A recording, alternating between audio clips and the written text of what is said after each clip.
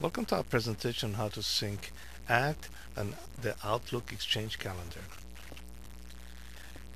This demonstration will show how to sync a single user with the Outlook and Exchange calendars. We will create, modify, and delete calendar items. After we've done that, we will synchronize multiple users that are set up in 123 Sync with multiple Exchange calendar folders. We do that using the Outlook interface for better graphical representation. We will set up the Outlook Exchange calendars. We will do a multi-user scheduling so we can show how all the users interact with each other. And also we will do multi-user calendar item synchronization.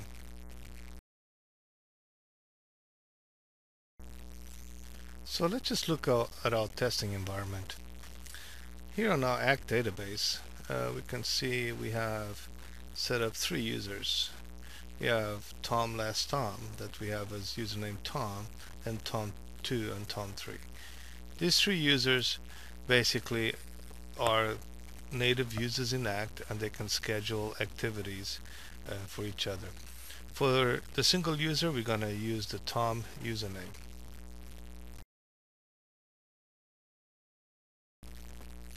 So for Outlook, we have set up 3 independent folders that are not together. So we can go to the contacts are empty and our calendar is empty. So what we're going to do now is take the 3 users in ACT and then synchronize them with the 3 users in Outlook. On this single user, we're going to be synchronized with Tom1, and then after that we'll do the multi-user.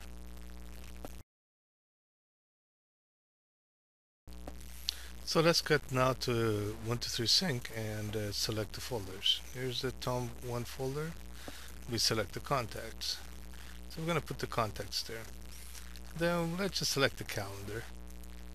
Calendar, we put it to there. So now we put in contacts and calendar. So we go to the contacts filter. We want to sync all the contacts. We want to generate the contact body text. On the activities, we set it to generate all the activities and basically to tag the activities as we go. Also, we want to generate the contact details, notes, and history for activities that are single, that are scheduled with only 1 user, and that will make it over to the Outlook folder. And that's about it. We want also to enable, and we did that when we opened the database, we want to enable full two-way sync. So all these options are checked. So now we have full two-way sync between ACT and Outlook. So now we've already set up Tom to be synced. And if it's check marked, that means that it will be picked up by the sync to synchronize. If it's not check marked, it's ignored when you press on the sync. So initially we do a manual sync. So we click on sync and just click on Tom last Tom, and we'll do a full sync between ACT and Outlook and Exchange. So you can see that it does all the contacts and did it very quickly because we have few contacts for the testing, but in real world that could also happen.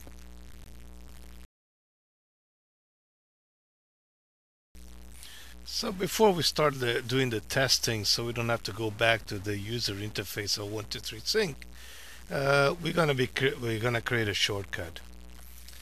So to create a shortcut, just go to this C, or where you have all the software installed. Go to Program Files. Click on the 123 Sync 2012 folder, and you'll find these executables called 123 Sync 2012 Server, and then a version number. We're running version 14.1, so we're going to click on that, and then we're going to create a shortcut. So just create a shortcut and then just move it to your desktop. So now we have the desktop, which is going to be a shortcut to 123 Sync.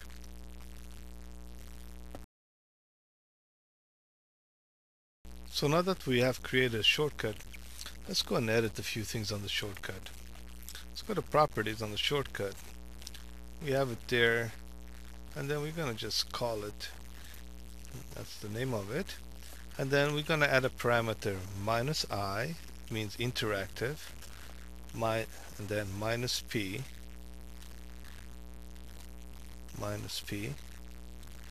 for no prompts. So we just see the status window, and it runs and it just tells it's finished, but it doesn't prompt us whether we want to sync or anything like that. It's really the closest you can get into background processing without the prompting. It just shows you the status, and then you say okay, and then it just closes the window, but all the actions are done automatically.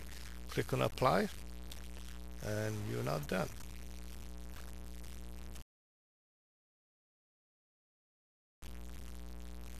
So just to finalize, let's click on our shortcut. Let's just rename this, just call it 123 sync.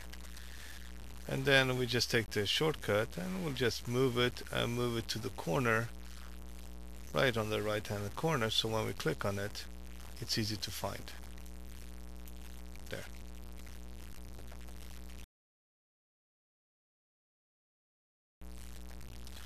So now we're all set to do our testing environment. So in order to sync, we just double click on here, and 123 sync will sync. It will just tell us. We can actually look and see what happens if we get any errors, anything like that, and we just close it. So now it's synced. In the background, you wouldn't get this prompt, but it will just disappear. So we just set it up with the interactive and the minus P, so you can actually get the prompt.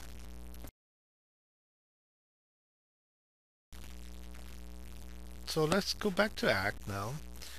We're now My Record, and let's just go to the calendar. On the calendar, let's just go for May 2nd. We just schedule an activity at 11 o'clock on May 2nd.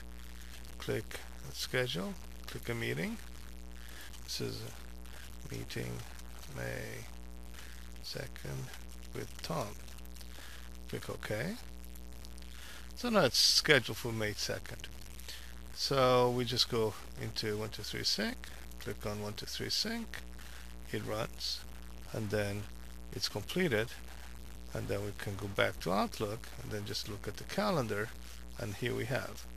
One other thing about the calendar, you will see it will have the contact details in there and all the notes and history of the particular contact. So we're basically now transferred from Mac to Outlook. So you go in here and we just say, okay, we want to meet with Tom, and then we just know I don't like the subject line, and I said let's just modify that. Subject modified. And then also we just want to add details. So anything above that goes into the activity details in Act. Details here, go to Act. Hee-haw. Hee-hay, something like that. So we just say that. So we go into 123 sync. So we've modified Outlook. Click on 123 sync. And we'll go to Act. And here we just click on the F5, or just go to View, Refresh. And you can see here it's already changed. So if you go into subject line, the subject has been modified, which is what we did.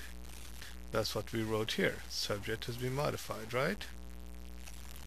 So by doing that, so now we transferred any modifications from Outlook over to Act, and we also brought over the details from Outlook into Act.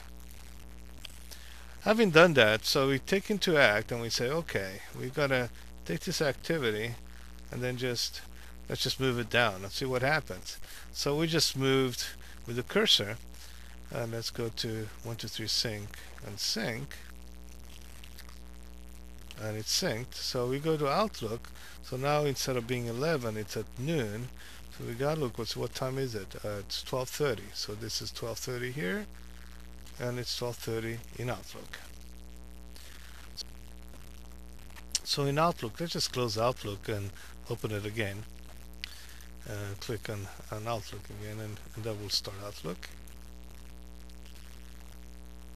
So we can go back and look at the calendars, and if we click here, it's at 12:30, and there it is.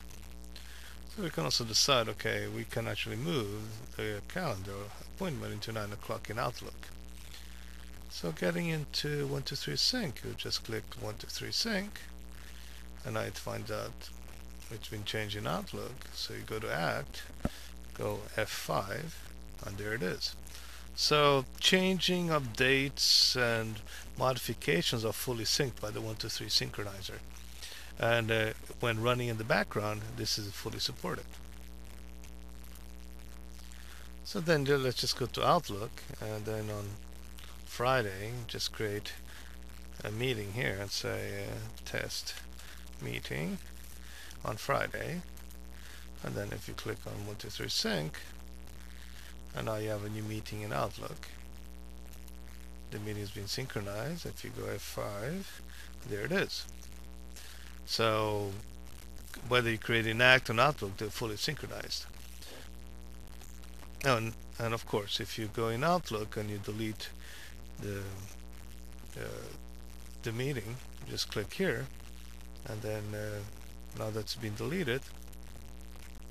Okay, now it's been deleted, so we just click on 123 Sync, and it will sync, and most likely and definitely it will delete it. So full deletions are fully supported. So if you delete in an Act, we'll go to erase. We just erase it in Act, and then just do 123 Sync. We'll go back into Outlook, and it's erased in Outlook.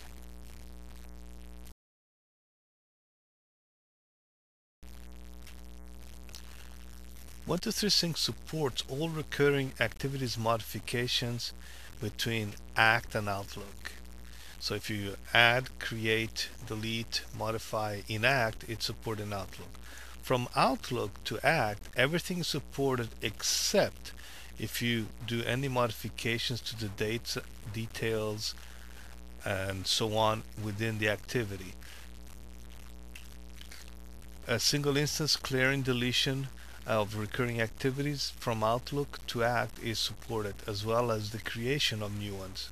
So the only thing that is not supported today is when you modify a recurring activity, change the time, or move it to another day. That is not supported to go from Outlook to Act. All those functions have to be done in Act. So let's play with the recurring events in Act and Outlook. It's one of the challenging and interesting features of 123 Sync. So let's go to Act for the March 5th, and let's just create a meeting. Let's just make it a recurring event from Act. Let's just call it daily recurrence into infinity. So let's just do that, and this is an Act at 9 o'clock in the morning. So let's just go into Outlook at 11 on March 5th. We just new recurring appointment. Let's make it a daily for half an hour, and then we just call it new recurring appointment in Outlook. So in Outlook you're going to have it at 11 o'clock, and then in Act you're going to have it 9 o'clock. So we have two sets of recurring appointments. We go to 123 Sync, double click on that, it will run, and let's see what we have. So the recurring event from Act, we open the series, and that's the one from Act, and that's in Outlook now. And if you go into Act, the recurring event exists in Act. So this is the recurring event from Outlook, and this is the recurring event that was originally created in Act. So what we do is we can go in here, and what we're trying to show now is that we support the individual clearing or deletion of activities within the recurring event. So in Act we can go in here and say, okay, I want to just erase this one, just erase this singular recurrence, I'm going to act and erase this one here. So we never had these singular occurrence. So we can go into Outlook the same way. We can just go in here for the Outlook meeting. We said, okay, we'll just delete this particular occurrence and delete this particular occurrence over here. So what we have now is a set of two recurring activities in which clearing and deletions have happened in the activities themselves. So if you click 1, 2, 3 sync, what we want to see is that these activities that have been cleared and deleted will actually sync. So let's have a look. If we go F5, we'll see that these have been synced from Outlook, and they have been synced from Act. So the point we're trying to make here now, we have full support of recurring activity, individual item clearing or deletion in Act and in Outlook.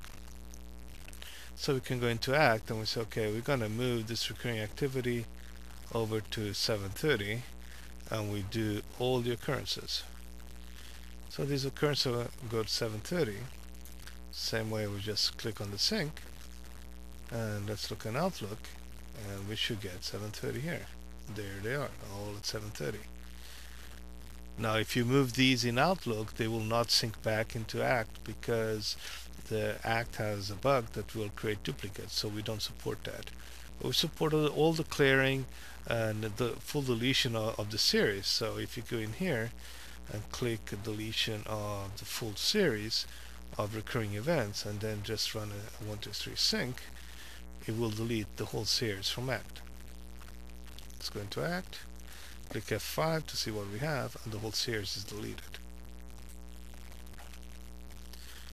Well, so if that's not impressive, I would say is really impressive to do this kind of synchronization between Act and Outlook. So we're going to take it one step further, which is something that we do support as well.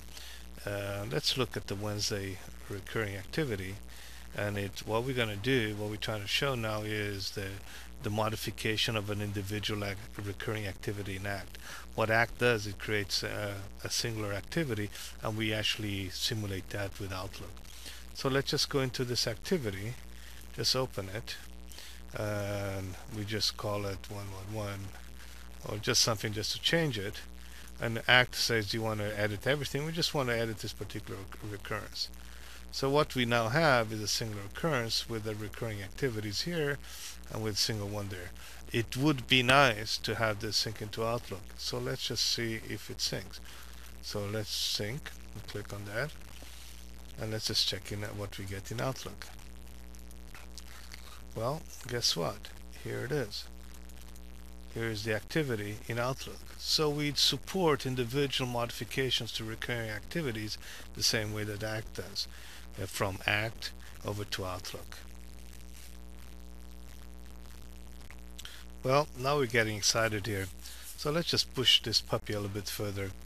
Here we got Act and we got Outlook. So let's go to Outlook now. Let's see if we modify an individual activity, what happens to Act.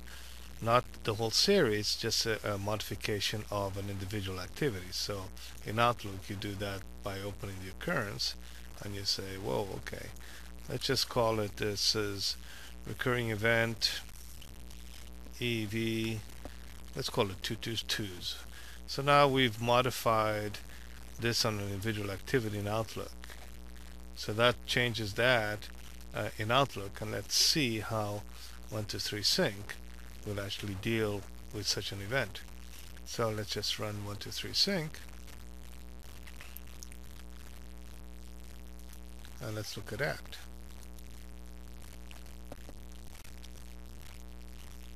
Well, guess what? The individual recurring activity actually syncs back into Act. So individual recurring activities can be modified in Outlook, and those will actually sync back into Act at the next sync, and we can see here, and it's all in Outlook. So we have a full individual recurring activity sync, or individual instances of modifications of the recurring activities that will actually sync. The only thing we will not bring over from Outlook to Act is a modification to the series that will actually cause duplication in Act. Yes, I hear your applause, but don't leave yet. We're getting to the multi-user part of our software, and we really think you will enjoy this. This marks the end of part 1 of synchronizing an individual user to an Outlook folder. We have covered everything from single activities to recurring activities that are supported by 123Sync. There's a lot of other features in the synchronization of 123Sync, but we highly recommend, if you're in a multi-user environment, that you go through part 2 on how to synchronize calendar with Act and Exchange.